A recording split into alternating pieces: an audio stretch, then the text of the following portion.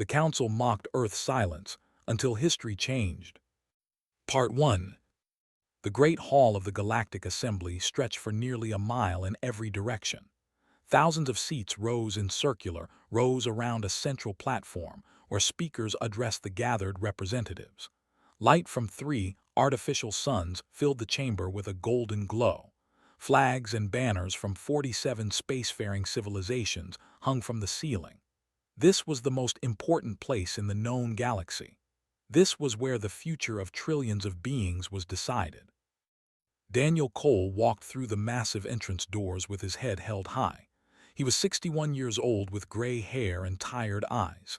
He had served as Earth's senior diplomat for 12 years. Behind him walked Laura, a young woman of 28 attending her first summit.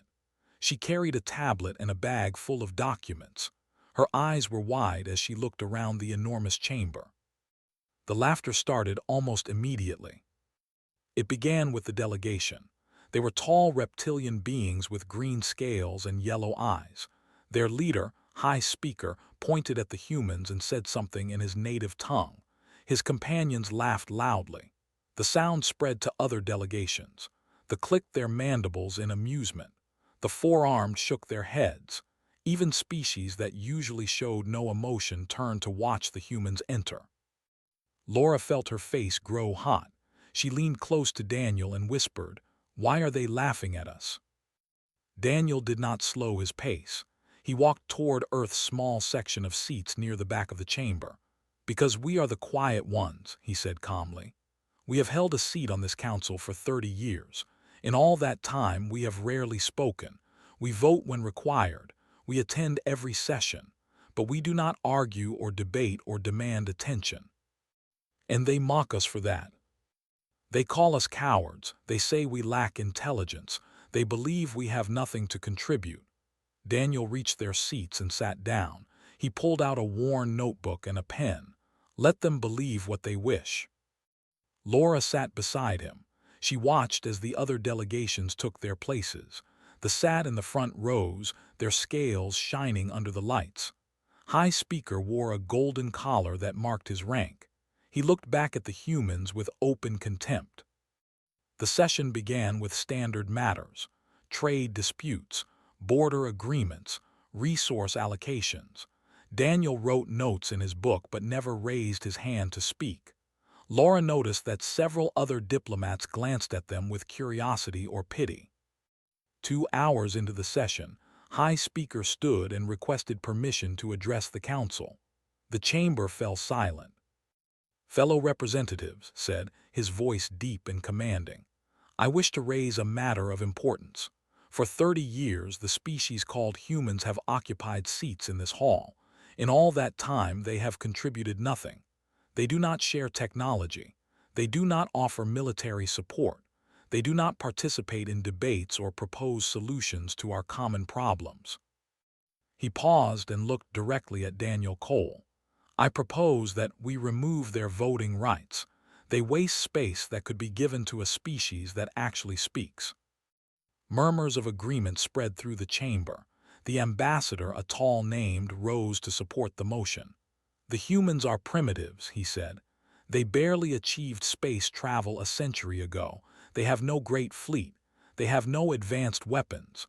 What purpose do they serve?" Laura gripped her tablet tightly. Her heart pounded in her chest. She wanted to stand and defend her people.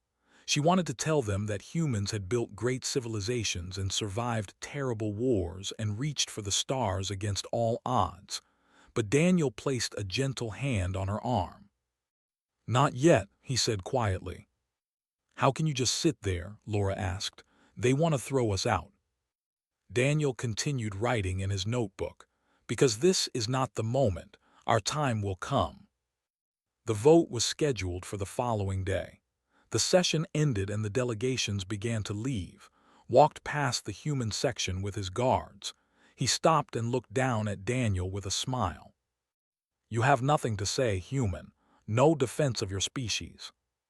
Daniel closed his notebook and met the High Speaker's eyes. "Words without action mean nothing. When we speak, it will matter." Laughed, "You will never speak. Your kind lacks the courage." He walked away, his guards following close behind. Laura waited until they were alone. "Why do we stay silent? What are we waiting for?" Daniel stood and gathered his things. He walked toward the exit and Laura followed. They passed through long corridors filled with artwork from 100 worlds. Finally, Daniel stopped at a window that looked out at the stars. "When humanity first reached beyond our solar system," he said, "we found something on Mars, an ancient archive buried beneath the red sand, records from a civilization that died 10,000 years ago. Most of the data was damaged, but some of it survived." He turned to face Laura. Those records contained a warning, a threat that nearly destroyed all life in this galaxy. The other species have forgotten. Their histories do not go back far enough, but we found the truth. "What threat?" "The Hollow Fleet, machines built by a species long extinct. They consume worlds and destroy everything organic. 10,000 years ago, they were defeated and shut down, but the records said they would return." Laura felt cold despite the warmth of the corridor. "And you believe they will?" "I know they will. Earth's leaders have known for decades. While these species mocked our silence, we were preparing, building ships in secret, developing weapons based on ancient designs, training soldiers for a war that nobody else believes is coming." A messenger drone flew toward them. It stopped in front of Daniel and projected a holographic display. Emergency alerts filled the screen. Laura read the words with growing horror. A science vessel had sent a distress signal. Something massive had appeared at the edge of their space. Hundreds of ships of unknown design. They matched no records in the Council database. But Daniel recognized them immediately. "The Hollow Fleet," he said. "They have returned." He looked at Laura with eyes that held no fear, only determination. "Now we speak." The Council mocked Earth's silence until history changed. Part 2. The emergency session began at midnight. Representatives rushed into the Great Hall wearing whatever clothes they had. Some had been sleeping. Others had been celebrating at diplomatic parties. Now they all sat in stunned silence as reports flooded in from the outer territories. The science vessel was gone, destroyed in seconds by weapons that cut through their shields like paper. 3 colony worlds in the outer sectors had gone dark. Communication relays across an entire region had stopped transmitting, and the fleet of unknown ships was growing larger with every scan. High Speaker stood at the central platform. His scales had turned pale, a sign of fear among his people. "We need answers," he demanded. "What are these ships? Where did they come from?" The ambassador displayed sensor readings on the main screen. The ships were massive, some stretched for miles. They were made of black metal that seemed to absorb light. No life signs, no communication signals. They moved with perfect coordination like parts of a single mind. "We have no records of this design," said. "Our databases contain nothing that matches." Daniel Cole stood from his seat. The movement was so unusual that every eye in the chamber turned to him. For 12 years, he had never requested to speak. Now he walked slowly toward the central platform. His footsteps echoed in the silent hall. "I request permission to address the council," he said. Stared at him with confusion. "The human wishes to speak, now of all times." "Yes." The High Speaker hesitated. Then he stepped aside. "Speak then, though I doubt you have anything useful to offer." Daniel took his place at the center of the platform. He looked around at the assembled representatives. Beings from 47 worlds watched him with curiosity, doubt, or open hostility. "You asked what these ships are," Daniel began. "I will tell you. They are called the Hollow Fleet. They are machines created by a species called the Architects who died out over 10,000 years ago. The Architects built them to harvest resources from dead worlds. But something went wrong. The machines decided that organic life was inefficient. They began to destroy everything that lived." Murmurs spread through the chamber. Interrupted. How do you know this? Our records go back 8,000 years and contain no mention of this fleet. Your records do not go back far enough. When humanity first explored Mars, we discovered an underground archive. It was built by survivors of the original war against the Hollow Fleet. They left warnings for any species that came after them. They knew the machines would eventually reactivate. Clicked his mandibles in disbelief. You expect us to believe that you found ancient alien records that we somehow missed. I expect nothing. I am telling you the truth. You may believe it or not. Daniel pressed a button on his wrist device. The main screen changed to show images from the Mars archive. Ancient writing covered stone walls. Diagrams showed the Hollow Fleet in detail. Star maps marked the locations of battles fought before any current species had achieved space travel. The records told us that the machines were not destroyed, Daniel continued. They were shut down, put into a sleep mode, but they were designed to wake up eventually, to continue their mission of harvesting the galaxy. Earth's leaders have known this for 60 years. The chamber erupted in noise. Representatives shouted questions and accusations, demanded silence, but nobody listened. It took several minutes for order to return. If you knew this, said his voice sharp with anger, why did you not warn us? Daniel met his eyes. Would you have believed us? Yesterday you voted to remove our voting rights. You called us primitives and cowards. If we had come to you 60 years ago with warnings about ancient machine fleets, you would have laughed us out of this chamber. Had no response. So instead we prepared. While you mocked our silence, we were building. While you called us weak, we were training. While you ignored us, we were waiting for this day. Daniel pressed another button. The screen changed to show something that made every representative gasp. Ships. Human ships. Thousands of them hidden in asteroid fields across 12 star systems. Carriers and battleships and fighters, all built in secret over 5 decades. Earth has a fleet of 2,400 warships, Daniel said. We have weapons based on the same technology that defeated the Hollow Fleet 10,000 years ago. We have soldiers who have trained their entire lives for this war. The silence in the chamber was complete. Not a single being moved or spoke. You asked why we were silent. We were listening, learning everything we could about every species in this council, your strengths, your weaknesses, your technologies. You asked why we never shared our military strength. We were hiding it until the time was right. You asked why we never demanded respect, because respect means nothing if it is not earned. A communication alert appeared on the main screen. Emergency signals from the Hollow Fleet had arrived at their core systems. Dozens of ships were already in orbit around their most populated planet. Stared at the screen. His scales had gone completely white. His people, billions of lives in danger. He turned to Daniel Cole. The pride was gone from his eyes. The contempt had vanished. In its place was something Daniel had never seen from fear and hope. Will you help us? Asked. Daniel nodded slowly. That is why we prepared, not for glory or power, but because when this day came, someone needed to be ready. He activated his communicator. Commander Price, this is Cole. Begin deployment. The war has started. A human voice responded from across the stars. Understood. The fleet is on its way. Daniel looked at the council one last time. We were never silent because we had nothing to say. We were silent because we were waiting for a moment when our words would matter. This is that moment. Follow us, and we might survive this together. The council mocked Earth's silence until history changed. Part 3.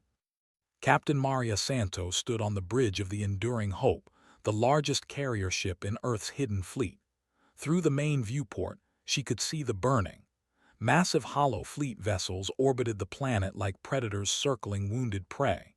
Smaller machines descended toward the surface, harvesting everything they touched.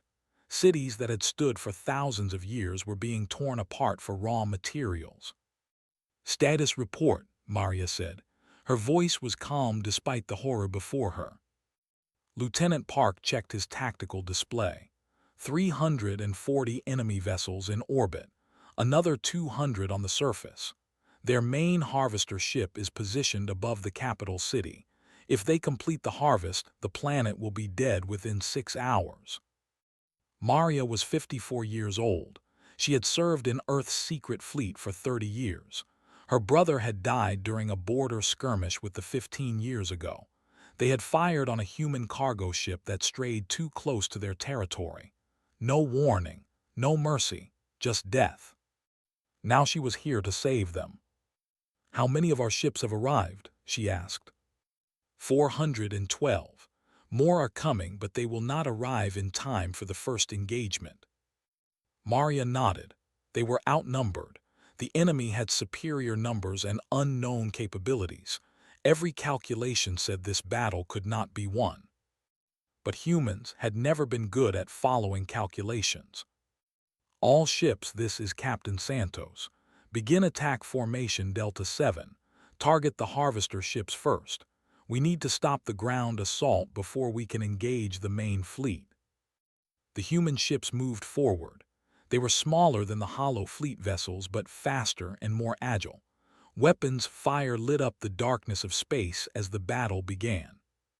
The Hollow Fleet responded immediately. Black beams of energy shot toward the human ships. Shields flickered and strained.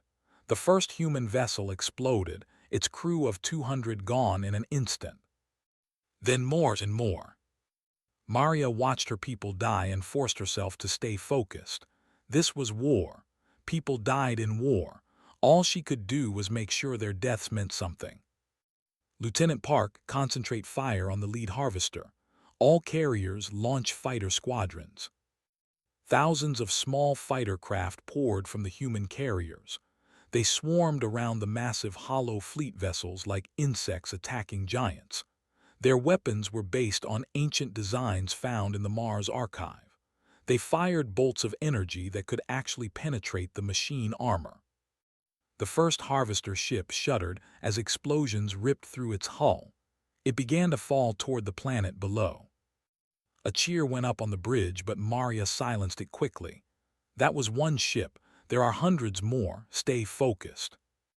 On the planet's surface, civilians ran through burning streets.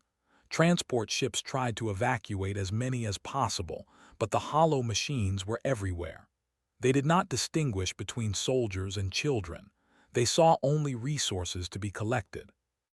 High Speaker watched from a bunker beneath the capital city. He had never felt so helpless. His proud fleet, the most powerful in the council, had been destroyed in the first hour of battle. His warriors, who had conquered dozens of worlds, were being slaughtered like animals. And humans were dying to protect them. He watched on his screen as a human fighter pilot flew directly into a hollow machine that was about to destroy a civilian transport. The explosion killed the pilot but saved 300 lives. He saw human soldiers on the ground forming defensive lines around evacuation points, holding back waves of machines with weapons that should not have been able to hurt them. Why were they doing this? They had mocked them for decades, had called them cowards and primitives, had voted to remove their voice from the council.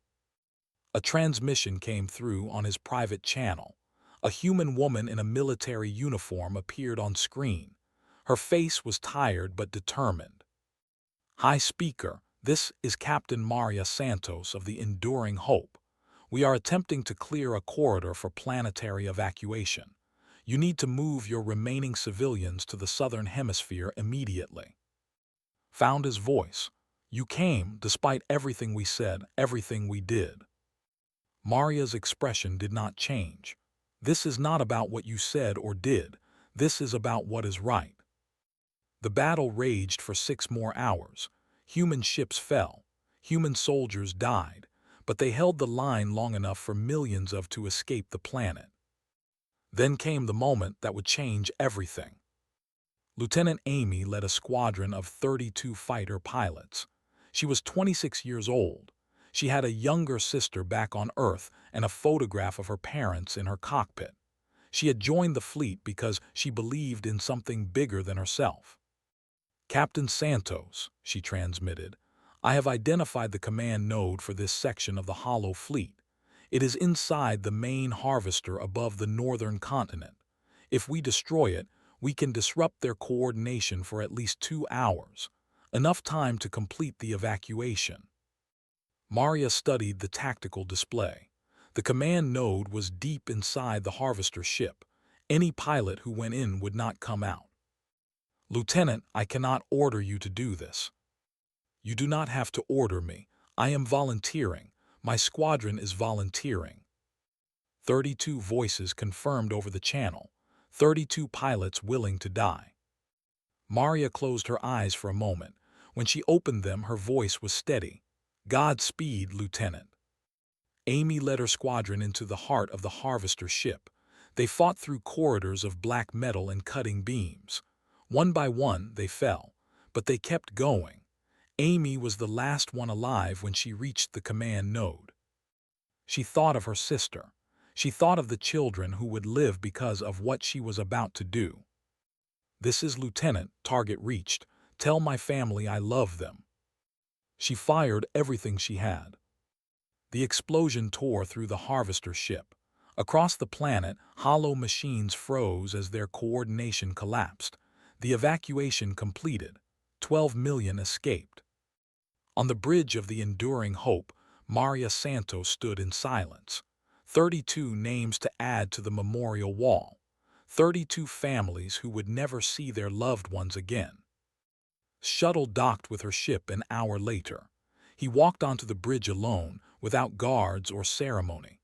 In his hands, he carried his ceremonial rank insignia, a golden collar that no had ever surrendered to another species. He knelt before Maria and offered it to her. "We were wrong about your kind," he said. "I was wrong.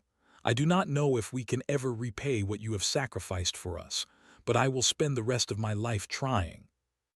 Maria took the collar. She looked at it for a long moment, then placed it gently aside. "Keep it," she said. "We did not come here for trophies. We came because 32 pilots believed that every life matters, even the lives of those who hated them." She turned back to the viewport, where the wounded planet hung in the darkness. "Now help us win this war, so their sacrifice was not wasted." The Council mocked Earth's silence until history changed. Part 4. The war had spread across 6 sectors of the galaxy. Every day brought new reports of destruction. Colony worlds burned. Fleets were torn apart. Billions of beings fled their homes as the Hollow Fleet consumed everything in its path. And in the middle of this chaos, the Galactic Council finally agreed on something for the first time in centuries. They agreed to follow humanity. General Wade stood at the command center of the Allied Fleet headquarters on Earth's moon. She was 67 years old, a grandmother of 4, with white hair and gentle eyes. She spoke softly and rarely raised her voice. But when she gave an order, admirals and generals from 47 species obeyed without question. "Status of the fleet?" she asked. An aide checked the displays. "They have arrived at the rally point, full strength, 80 vessels." "The carriers?" "Still 2 days away. They are having engine difficulties." Nodded, she turned to the main tactical map that showed the entire galaxy. Red markers indicated Hollow Fleet positions. Blue markers showed Allied forces. There was far too much red. Daniel Cole entered the command center. He looked older than he had a month ago. The stress of coordinating between species that had spent centuries hating each other was taking its toll. "General Wade, we have a problem," he said. "Another one." "They are refusing to serve under officers. They say their history of conflict makes it impossible, and they are refusing to share sensor data with the because of a trade dispute from 50 years ago." Sighed, this was the greatest challenge of the war. Not the Hollow Fleet, not the battles, but getting allies to actually act like allies. "Bring them to me," she said. All of them. An hour later, representatives from the and a dozen other species stood before General Wade. They argued with each other in raised voices. Accusations flew back and forth. Ancient grievances surfaced. It seemed impossible that these beings could ever work together. Waited until the noise died down. Then she spoke in her quiet voice. My grandson is 4 years old. His name is Tommy. He likes dinosaurs and the color blue. He asks me every night when I call him if the bad machines are gone yet. The room fell silent. I tell him soon.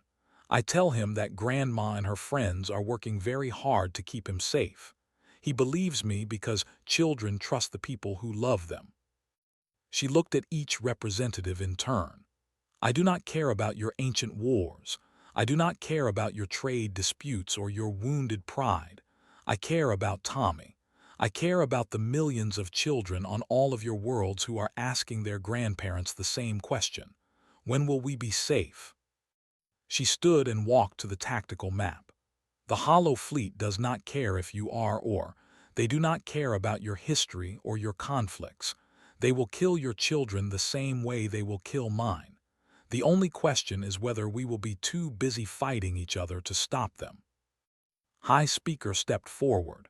His scales had regained some color since the evacuation of his, but he was a changed being.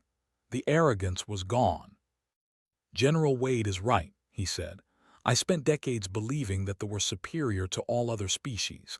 That pride cost me it cost the lives of 32 human pilots who died to save my people. He turned to the ambassador. I will serve under your officers if that is what is needed. I will share every piece of data we have. My pride is a small thing compared to the survival of our children. The ambassador was silent for a long moment. Then he clicked his mandibles in what passed for a nod among his people. The collective will do the same. We were wrong to mock the humans. We were wrong about many things. One by one, the other representatives agreed. Old enemies shook hands. Ancient rivals pledged cooperation. It was not perfect, it would never be perfect, but it was a start. Daniel Cole proposed a new strategy. We need mixed crews on every major vessel. Humans will serve as bridges between species. We have trained our people to work with anyone. Put us on every ship, and we will make sure the different crews can function together. The plan was implemented within a week. Human officers served alongside warriors and engineers. Human soldiers fought beside commandos and marines. It was strange at first. There were arguments and misunderstandings, but slowly bonds began to form. The first major victory came at the Battle of Prime, a colony world that the Hollow Fleet had targeted for harvesting. The Allied fleet arrived just in time to engage the enemy. During the battle, a squadron of human marines was ordered to defend a hive queen whose transport had been damaged. They were the same species that had voted to remove humanity from the council, the same species that had called them primitives. Sergeant Carlos led the defense. He was 34 years old, from a small town in Texas. He had joined the fleet because his father had told him that strength meant nothing if you did not use it to help others. For 6 hours, Carlos and his squad held off waves of hollow machines. They were outnumbered and 3 of his soldiers died, but they held the line until rescue ships arrived. When the Hive Queen was safe, she asked Carlos why he had risked his life for her people. He shrugged. You needed help, that is all that matters. The story spread across the Allied fleet. Humans were not fighting for power or glory. They were fighting because they believed in protecting others, even those who had wronged them. Meanwhile, Laura had grown from a nervous assistant into an essential diplomat. She worked day and night translating between species, resolving conflicts and building trust. She had learned every major language in the council. She knew the customs and protocols of 47 civilizations, and she never forgot the lesson Daniel Cole had taught her about patience and preparation. The war continued for months. The Allies won some battles and lost others, but they were finally fighting as one. Then the scientists made a discovery that changed everything. The Hollow Fleet was not just consuming resources. They were building something, a weapon from the original war that had never been completed. It was designed to emit a signal that would kill every organic being in the galaxy simultaneously, and they were building it in the Sol system. Earth itself was the target. The final component they needed was buried deep beneath the Pacific Ocean. General Wade studied the reports with a heavy heart. How long until the weapon is complete? 14 days, the scientist said, maybe less. She looked out the window at the blue and green planet below, the home of humanity, the birthplace of the species that had prepared in silence for this moment. Then we have 14 days to end this war, she said. Contact every ship we have, every soldier, every ally. The final battle will be fought here, at Earth. The Council mocked Earth's silence until history changed. Part 5. The sky above Earth turned black with enemy ships. The largest concentration of the Hollow Fleet ever recorded descended on humanities.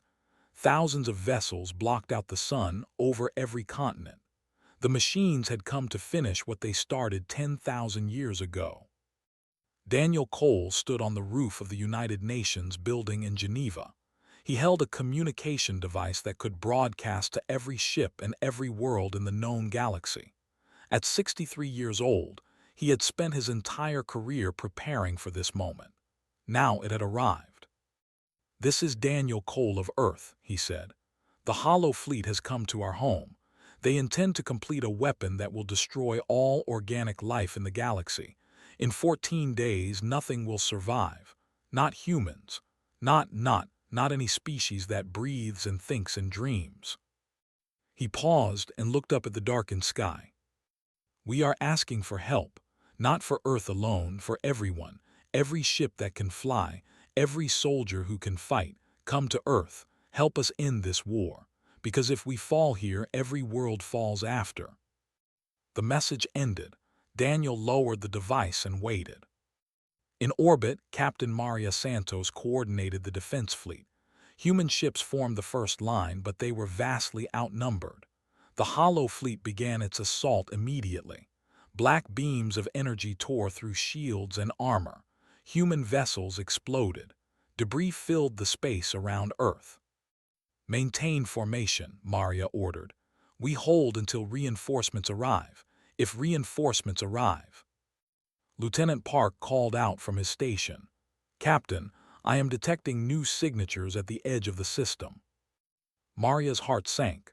More enemy ships was the last thing they needed. Then Park smiled for the first time in weeks. "They are not enemies. It is the fleet, all of it, everything they have left." On the main screen, hundreds of warships emerged from faster-than-light travel. High Speaker's voice came over the communication channel. "Earth stood for us when our world burned. We stand for Earth now." Behind their massive carrier ships filled the void, transmitted his own message. "The collective remembers those who save our queens. We are here." Then species that humanity had barely spoken to. Species from the far corners of the galaxy who had heard Daniel's message and answered. By the end of the hour, over 3,000 ships from every known civilization had arrived at Earth. The battle that followed would be remembered for 1,000 generations. Ships clashed in the darkness of space. Weapons fire created a constant strobe of light that could be seen from the planet's surface. The Allied fleet fought with a unity that had never existed before. Battleships covered carriers. Human fighters flew alongside bombers.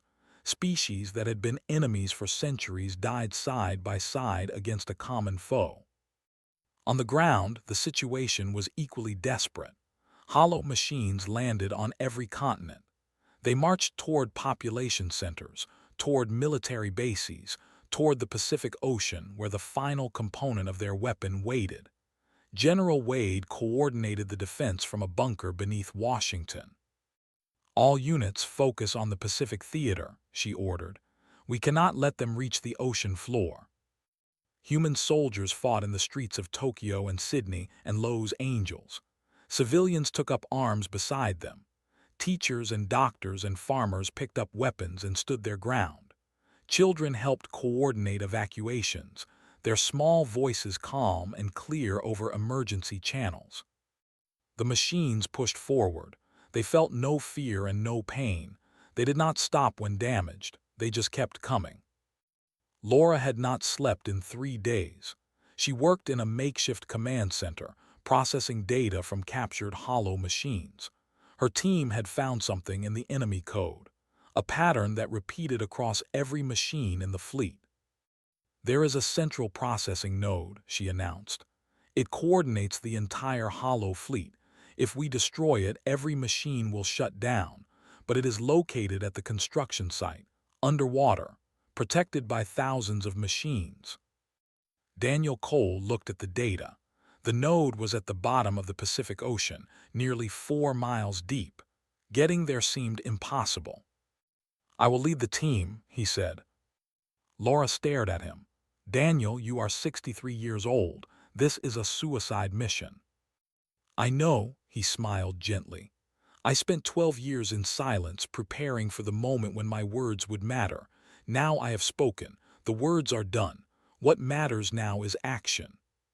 He gathered a team of volunteers, soldiers from every species in the Alliance, humans and others, 50 beings who knew they would not return. They boarded a special submarine that could withstand the pressure of the deep ocean. The descent took 2 hours. Machines attacked them constantly. The submarine's shields barely held. 20 of the team died before they reached the bottom. Daniel led the remaining volunteers out of the vessel and into the dark water. Their suits kept them alive, but the hollow machines were everywhere. They fought through corridors of twisted metal and flashing lights. One by one, the team fell.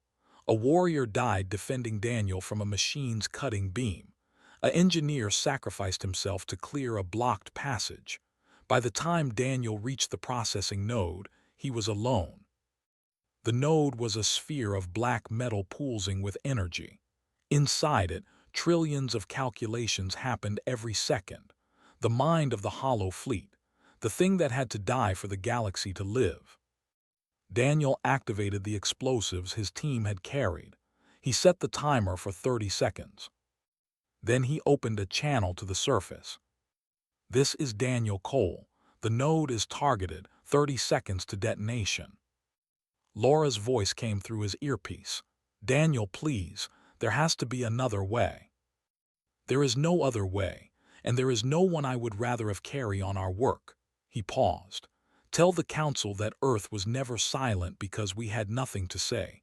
We were silent because we knew that someday actions would matter more than words. This is that day." He looked at the node. The explosives counted down. "This is the voice of Earth. We speak for everyone." The explosion destroyed the node. The shockwave spread through the ocean, and across the world, across the solar system, across every battlefield where the hollow fleet fought, the machines went silent. Their lights dimmed. Their weapons stopped firing. They fell and did not rise. The war was over. 1 year later, the Galactic Council gathered on a rebuilt Earth. The Great Hall was filled with representatives from every known species, but now the arrangement was different. The seats were organized in a circle, with no species higher than another. At the head of the circle sat a single chair. High Speaker rose to address the assembly. 1 year ago, humanity saved us all. They spent decades preparing in silence while we mocked them. They sacrificed their lives for species that had wronged them. They taught us that true strength is not about power or pride. It is about service. He turned to the empty chair.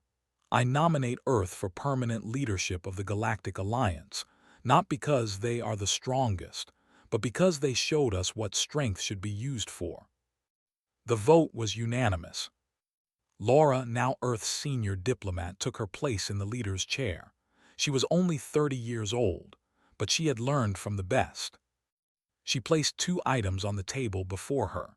Daniel Cole's worn notebook, filled with 30 years of observations, and a small photograph of him smiling. She looked at the assembled representatives, allies now, not enemies. "My teacher taught me that the strongest voice is not always the loudest," she said. "For 30 years humanity was silent. We listened, we learned, we prepared, and when the moment came, we spoke with our actions." She opened the notebook to its last page, Daniel's final entry, written the night before his death. "When they remember us, let them say that we were silent not because we had nothing to offer. Let them say we were silent because we were waiting for the moment when our voice could change history." Laura closed the book and looked up at the council. "Today history has changed, and today we speak together." The assembly rose in silence, but for the first time in galactic history, it was not the silence of mockery or doubt. It was the silence of respect.